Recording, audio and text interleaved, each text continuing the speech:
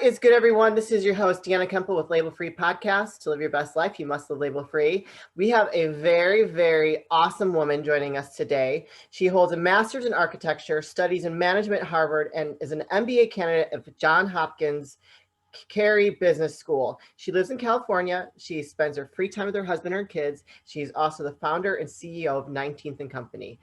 Christine Woodward, thank you for joining us today. Can you please introduce yourself and tell the audience a little bit about your background? Yes, thank you so much for having me. I'm very excited to be here. So I have had a life of design. So it's funny, we talk about label free, and in the design world, it's so much about labels. And I actually strayed away from the fashion industry and went into the built space, so architecture and interior design. I did that for about 15 years. Well, in fact, I did advertising before that in New York. And, nothing really satisfied me deep down like I was really looking for. And so I recently branched out and a couple years ago, branched out to a consultancy. So really helping design firm owners grow their business, focused on interior designers, and then more recently branched out and started 19th and Co., where it's a place for solidarity for other women to practice their expertise and practice their craft without actually getting bogged down by owning their own business. And so it's a consultancy that empowers women by way of having them join 19th and Co., but then also in a way that they can, like I said, practice their own craft. And we're out there trying to empower other female business owners.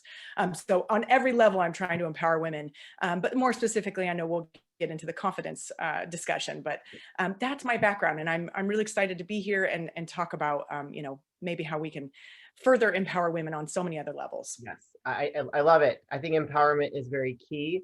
And I know we talk about empowering women so often, and I know that sometimes probably might get a little redundant for some people, even if men are listening. Sorry, guys, but it is something that is necessary because we have fought that stigma for so long, and we've already had a very powerful conversation around this.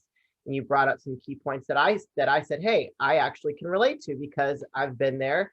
And it is so important for women to be empowered, and there's many different levels of empowerment, I feel like, in our lives that we have to reach. I've always been a pretty confident person. I'm kind of like the person that's like, I don't give a fuck, but there are certain areas there are certain areas where I haven't, that maybe I'm not feeling as self-confident as I should be. And that is definitely, I don't know where that comes from. Maybe because I've had a pretty rough past where I've been abused. I've overcome some trauma, and those things we care. Even though we do the work to get over those things in therapy, there's still things that come up that challenges us. And I know other women, lots of other women are out there that might not say, "Oh yeah, I have an abusive past." They're dealing with those struggles on a daily basis. So sorry to go on and on about that. No. Let's get into it. So you launched the Judy Project, a mission-driven training program for women to level up their confidence. So I don't know if you want to jump into that first or talk more about the empowerment side. Yeah. I think there might be some blurring of the lines either way. So in my consultancy, 19th and Co., again, that was empowering women to practice their craft and be consultants and have that lifestyle that met their needs. Because so much, and I'm sorry, I'm just going to mention this because I actually got reached out to by LinkedIn about the industry of consulting, because it doesn't have many women. Yeah. Because in the past, prior to COVID is what I mean. Yeah. Consulting meant a life of travel. Well, not many women can do that. They can't have a life, of consulting and have a family. And so there's not that many women. It's a really heavy gendered, male gender driven industry. Yeah. And so now with COVID and the virtual life happening so much more as a norm, consultancy has been changing for that reason. And I think they reached out as well because we're a consultancy of all female consultants. Right. So I bring that up because that's my way of empowering women in their expertise. But then in a more general way, the Judy Project is a passion project of mine. It's actually named after my mother-in-law and my mom. So Judy and Diana, and which is why Judy is spelled with a D-I because of Diana. And my mother is still with us, but my mother-in-law passed away actually last July. I'm sorry. So in the midst of COVID. And it was from that experience, her passing, that was kind of the line in the sand that I wanted to do something bigger. And it was really carrying on her legacy, what she did for me. And it was instilling a sense of confidence in all areas of my life, as much as we possibly can in all areas. Yeah, But right. she honestly did that. And I got to have, gosh, how many years did I get to have with her? I got to have with her since 1999, and she passed away in 20. Yeah. So I got to have well over, 15 years with her in my life as a powerful force, helping to bring me along in my confidence. Yeah. And I can't tell you how uncomfortable. So she was a private practicing psychologist. She had a PhD. Wow. I mean, a badass in her own right. Mhm. And you can see her on our website on the judyproject.com, JUDI. But she would always mention to me anytime I came into her presence, Christine, you're amazing. I can't believe what you're doing. And she'd be very specific in the things. And my mother is amazing, which is why she's part of the name of the Judy Project, but in a different area of life, Right, which is right, more right. that action biased side of things. And we can get into that. But when it comes to thought process and that reframing of your mindset, Judy was just incredible at it. And so to get back to when she would compliment me in these ways, I was very uncomfortable. It felt a little not very genuine, because I hadn't grown up in that environment. Right, right, right. I grew up in a very honest environment, yeah, you're a little overweight. No big deal. We'll fix it. You know what I mean? It's okay. Or yes, you made a mistake. Let's fix it. It was very honest. And I'm actually very proud of that background. But I can't tell you what this other way of thinking, this mindset, and it's not that it's a lie. It's really acknowledging those mini victories and celebrating them in a way of, patting yourself up on the back and giving yourself that confidence for every chip along the ladder that you're rising. And that's what Judy did. And so it was from that, because I have so many friends and colleagues, that think I'm a badass, which is very kind of them, but they are a badass in their own right. But I certainly am not. I'm not risk averse. So I'm out there trying to just try anything. And of course, I've been chastised for that. Sure. And I'm sure you have, Deanna, because when you stick your neck out there, it gets chopped off. And that's a saying my mom, Diana, had. But it is true. And it can bring you down a notch, but it can also make you, because you've stretched your wings that much further. Yes, you might go 2 steps forward and 1 step back because it got chopped off, but you got that one more step than the next person who didn't take that risk. But all that to say, when my mother-in-law passed, it was that is honestly an awakening, because I knew I want to do something around confidence. And I was in the shower. A lot of thinking happens in the shower for me. I take long ones in the shower. Even with that, I still have kids too. It's a good, I think it's the white sound. A little meditative, anyway, like, oh, yeah. It's so zen. It calms you, right? There should be something about the shower that we actually create a product around. But so it was in there that I realized the Judy name for my mom and my mother-in-law. And it was that I just wanted to start a movement. I'm not even too sure what it is yet, even to the fullest degree, but I see it something where, we're doing workshops. We currently do workshops with women of similar age groups as we are. But I see it, in middle schools, in elementary schools. I see it at senior care living centers. I mean, spanning that many generations, because we all need that. So long drawn out answer to your question, but that is the Judy Project. It's teaching women the idea that confidence is a skill and therefore can be acquired, as opposed to you either have it in a couple areas and then you just don't in others. Yeah. And I refuse to believe that. Well, yes. And we were talking about this before we started recording. Yeah. I totally agree. Like, I consider myself a really confident person in most aspects. And when I started my podcast, and we'll talk like kind of a little bit around confidence, I was like, I don't know who the fuck I think I am. And I'm like, I want to talk about that. But I'm like, I'm just going to put myself out there, and whether either it's going to be well received or it's not, I feel like I have something to share, and I'm just going to use my voice to share it. Nice. And it is very uncomfortable putting yourself out there. And, this has been quite the journey for me. Like, I lost my husband 5 years ago, and we were like a power couple. I'm at peace. I'm in a really good place with it. But over the last 5 years, I've had to learn how to self-promote. Mm-hmm. Men are great self-promoters. They know how to self-promote the crap out of themselves and get to that next level and all that. I've had to really work on that, because I'm pretty humble. Even though I'm like confident, I'm very vibrant, and I have a strong personality, I'm still very humble, and I can be a little not withdrawn, but I do like to listen a lot. And I think that's a really good, I mean, I think that's a great quality, because That's I why know it makes you people an that, amazing host. well, thank you. But because I know a lot of people go blah, blah, blah, blah, blah, and I'm just like, holy cow. So they're not hearing anybody. They're not listening. They just talk and talk and talk. And I feel like sometimes it's not a good look. But over these last 5 years, I stepped out of my comfort zone, and, I would chase a dream. I tried to become a fashion designer. I don't know if we talked about this before when we did our intro call. And that was very scary for me, because I'm like, oh my God. And I became a brand, and I still kind of carry that brand forward, because I did create that, and people are like, wow, you were so good. You're everywhere. We know who you are. And I'm like, well, that's good, but you never bought any of my clothes. Like, that doesn't do me good. But like, that was like a big growing experience for me. I chased my dream. I feel like I was successful in that way, even though it was not monetarily beneficial for me. And now I've moved into this space, and again, I had to step out of my comfort zone. But I've been loving the journey and the process, and as I've told more of my story, like, I feel like I've unloaded, like, the stuff that has like bogged me down for my whole life, and not really talking about my abusive past, being a survivor of human trafficking, like that stuff I've never talked about.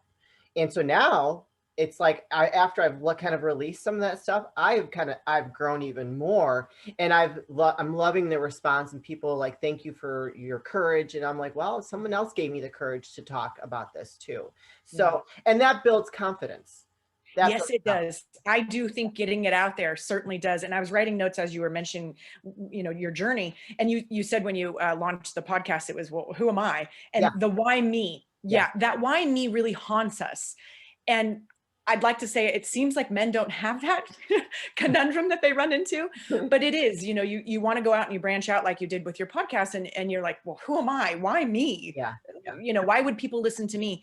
And if we can just, I don't know. I don't pretend to have an answer to that, but I just think it's more, why not you? Right. And that's something my husband actually said to me when I was thinking about this confidence journey. Well, why not you?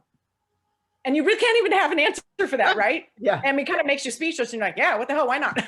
So I think that's just and that's from a man, coming from a man, right? So I think that's a wonderful one. And you were saying about, feeling really uncomfortable. That's something we teach too, about this getting comfortable with the feeling of discomfort. Yeah. If you are not uncomfortable, you're not pushing yourself. Right. So in fact, the discomfort is a great symptom that you are doing what you should be doing in terms of pushing yourself. I don't mean to should on you either, but it's really, it's really these symptoms of, if you're not asking yourself, well, why me? You're not pushing yourself. So it's a great symptom. If you're not just uncomfortable, you're not pushing yourself. Those are all fall into that. Why am I blanking on this now? Imposter syndrome, excuse me. Yes. Okay. Right. You should be having imposter syndrome. And in fact, we talk about that in these workshops and these trainings that we do, that if you're not experiencing some level of imposter syndrome, again, you're not pushing yourself, and all those other things fall into that. Yes, too much imposter syndrome, too much of the discomfort, the why me, will paralyze you. Yes, absolutely. Which means it's almost, you take your goal and you maybe just need to pare it back a little. You want to have a podcast. Maybe you thought about it being a global one. Well, maybe let's just start about it being in Chicago and pare it back to kind of remove some of those paralyzing thoughts. So I love that you brought all those up, because that is what we're trying to chip away at, and that is, you need to be so much upfront with everything that you're feeling in order to work through it.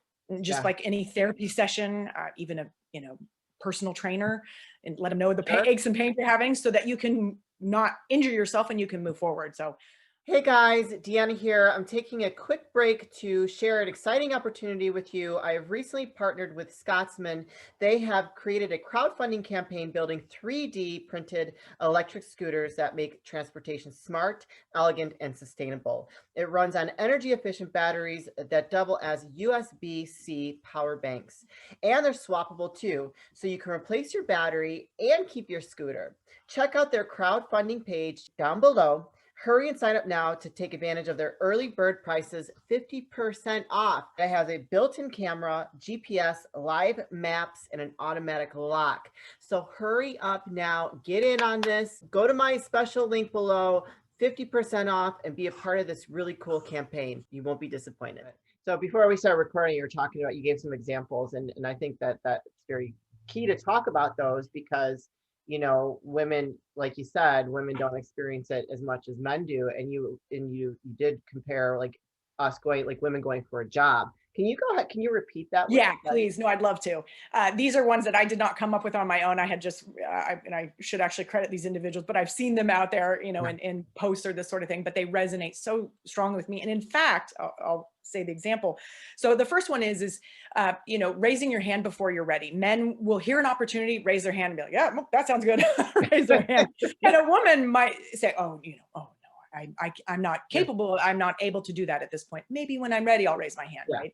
So that, and you can imagine, you can visualize in a conference room, there's an opportunity that CEO offers, right? And a manager's like, oh, right away. Yeah. And women just really sit by the wayside. And why there's some merit in that, it ties into that, nose to the grind, head down. They'll acknowledge me when they see me doing a good job. It's an absolute crock of shit. You need to be your own self-promoter, right? And Deanna, you're doing that for yourself. You've said that about how you've learned how to do that. And women so many times, they think it's bragging, right? Oh, I don't have it right. Yeah. I don't have it right here. One of my books. It's usually my go-to, but it's about The Art of Tooting Your Own Horn by Peggy Klaus, I believe. She's an author out of Berkeley, Berkeley, California. And it's the art of tooting your own horn. So many times women think tooting your own horn is bragging. Yes. Well, and it's actually called Brag ! Is the name of the book. And it's not bragging, ladies. It's not. And it's really getting comfortable with bragging, but, and start to pay attention to how men do it. My father-in-law is amazing. And I'm not saying he's bragging. He self-promotes. Honestly, I almost want to get him on the show. Yeah. He's incredible. He's actually 84 years old. Oh, I mean, just so tastefully puts out there what he's doing. That's not bragging. That's sharing with individuals what value you can bring to them, even though you may not even know what the exchange may, what fruit it may bear. Sure. So that's one thing. And then the other example we talked about was going for a job.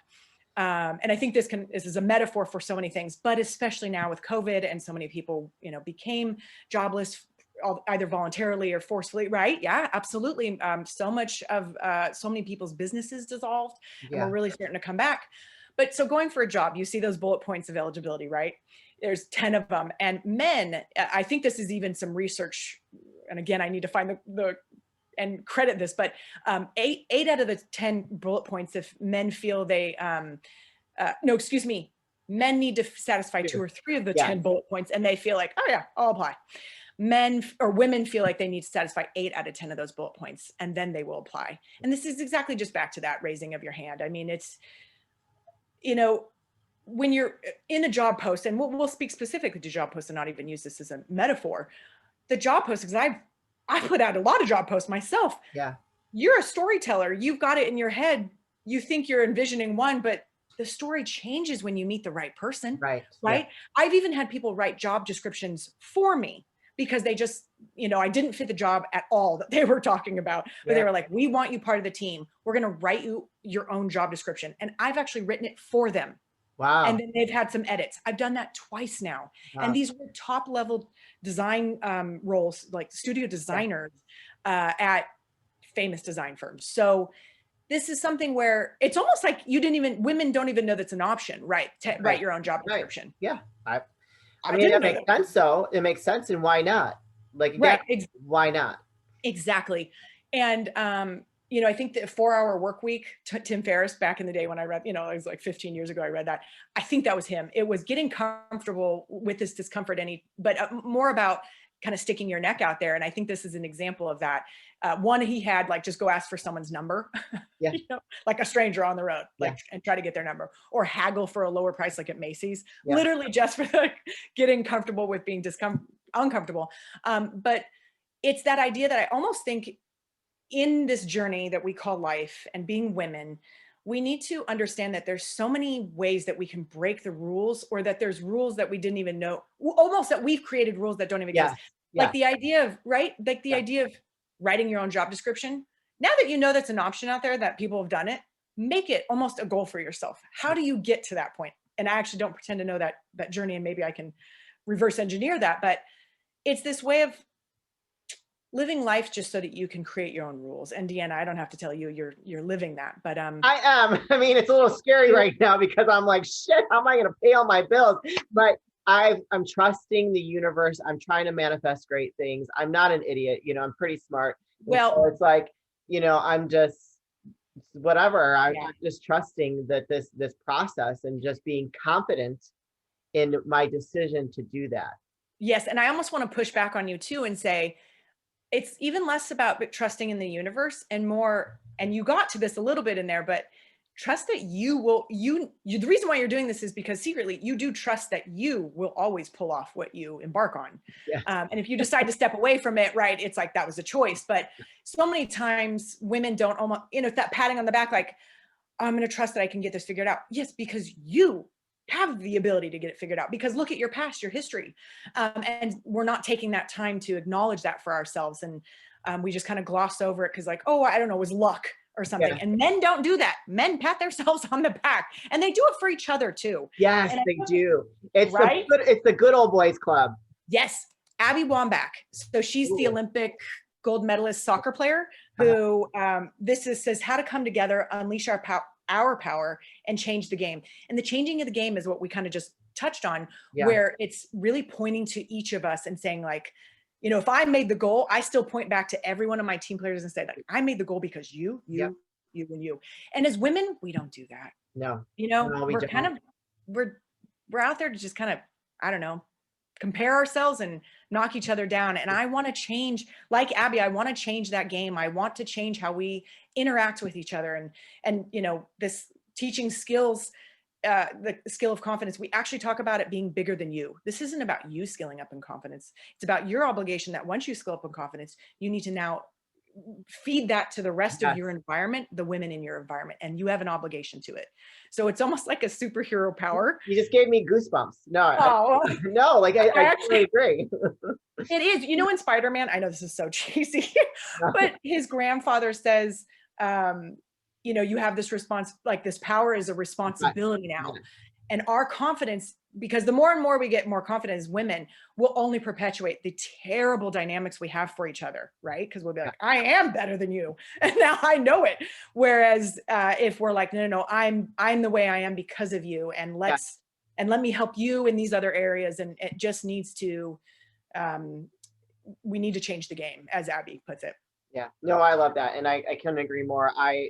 I've relentlessly myself constantly. I mean, I'm very much on social media because of my podcast. I'm always putting myself out there, and I'm doing my part inspiring other women. I get messages from them. Thank you so much for your post, because you are inspiring me. You're motivating me, and that's what I want to hear. And I'm always giving positive feedback. If I see another like a post of someone like a beautiful woman putting herself out there, I'm like, you look stunning, you know. And I actually had a girlfriend.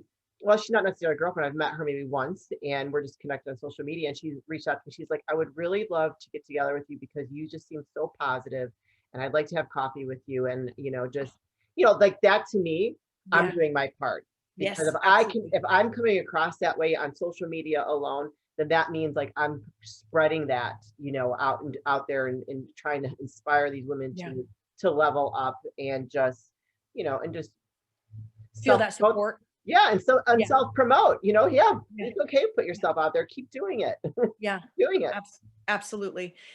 You know, and two, as you were saying all this, it made me think about there almost needs to be this movement, this grassroots movement for women to, I don't know, first thing that came to mind was, you know, we have to have a goal of 5 compliments to a woman a day, you know, and then you get this badge, or, you know, you put something on your I love it. You start a Facebook group. Right? Compliments a day. Yes. And that you have to compliment women. Actually, I take that back. You could compliment men too, but I think it may be just women. I'll compliment my boyfriend. That's yes. Okay. And honestly, it takes confidence to give a compliment too, because it's almost this medicine for yourself as much as it is for the other individual as well. And just kind of like I was mentioning that Tim Ferriss going out and asking for someone's number. It's actually going out and saying like, you know what, how many times you've seen someone like, God, that is a cute dress or cute Oh, outfit. I'm always telling people. Me too. Yeah. And I almost, when I don't, because I'm having a tired moment or something, and I don't, I almost feel bad because I missed an opportunity to make them feel better. Yes. Not that they have to feel good based on people's compliments, but my word. Yeah. So But you know how that feels if somebody compliments you, and it makes your day. And it so, does. and I've realized in like my journey, since I'm at such peace, and I'm actually the happiest I've ever been in my life, overcoming a lot of different things. I've noticed now when someone is nasty, it's because they are so unhappy in their lives. And I used to fight fire with fire.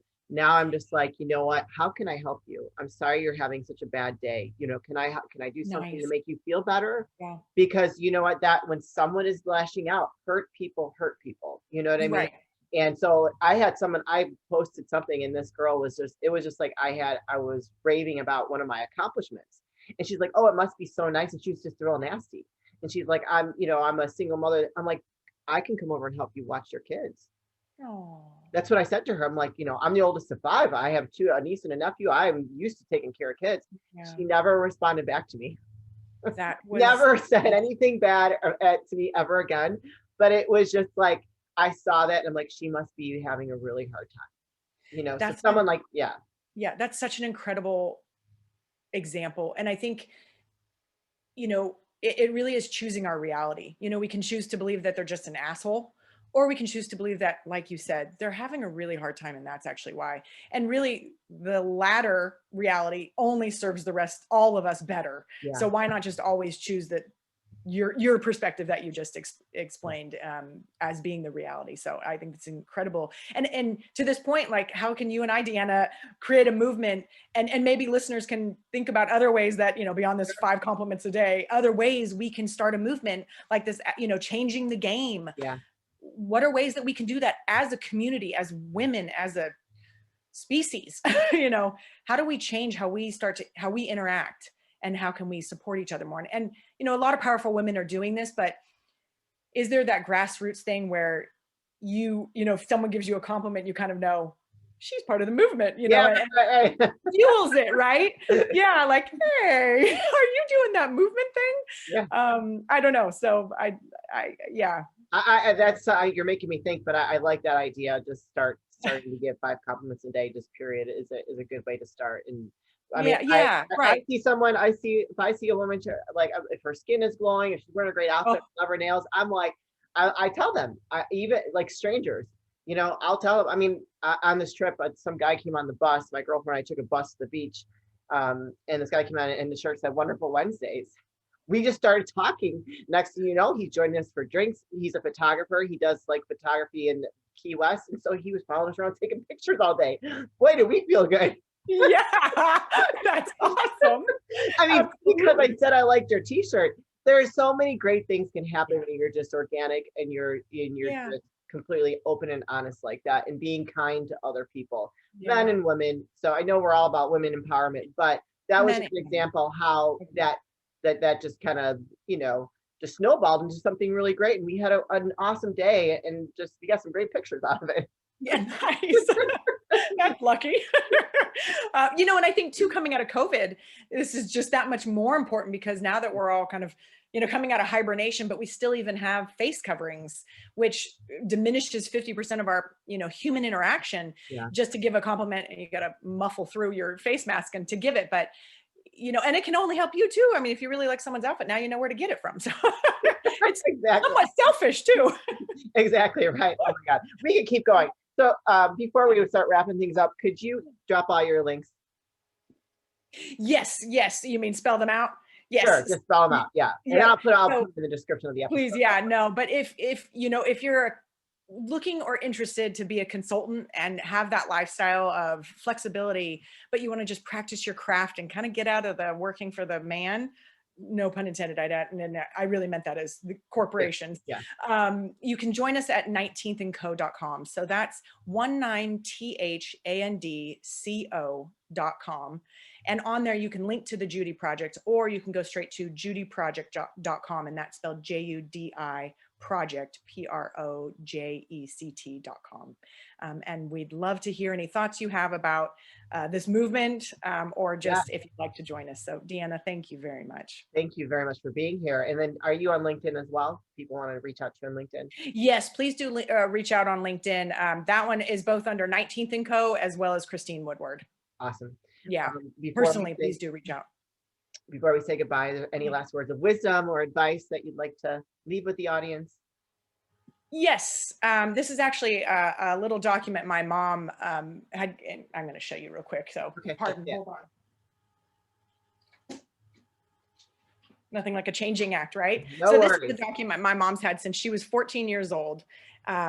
And of course, you see the pronoun being a he, so I'll change it to it. But she who really wants to do something finds a way, and she who doesn't finds an excuse.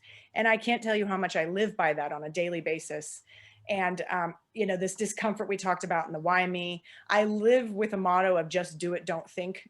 Obviously you need to think a little bit, but it's really get out of your head and get out of your own way. And that would be what my parting words of wisdom would be. I love it. Oh my gosh. We'll have to have like a follow-up and see like where our movement has landed. Yes, that would be great. Because I've loved our conversation. It is very, very insightful, and hopefully we've inspired and motivated and created some kind of confidence building in any women that are listening, and men, you too. I know some, absolutely, not all men are powerful men, and there's some of you out there that might need some help. Sorry. Yeah, and we actually, underrepresented, honestly. And yeah, so we are all inclusive here. Thank you, Christine. I'd love to have you back. You guys, this is your host, Deanna Kemple with Label Free Podcast. Live your best life. You must live label free. Please don't forget to subscribe, like, comment, share, follow, all that good stuff. And I'll be back soon with more dynamic guests.